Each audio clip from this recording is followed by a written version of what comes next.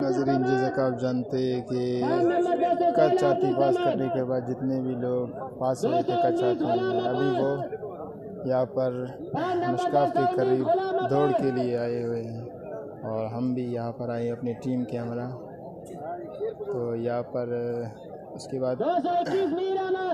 तकरीबन दौड़ जितने भी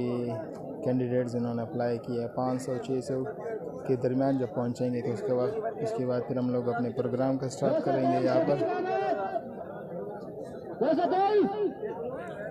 अब देख रहे कि जितने भी यहाँ पर कैंडिडेट्स है वो लोग आए इस उम्मीद से कि यहाँ पर एज अ मेरिट के तौर पर यहाँ पर जितने भी कांस्टेबल की भर्ती वगैरह होंगे वो मेरिट के ऊपर होंगे, मगर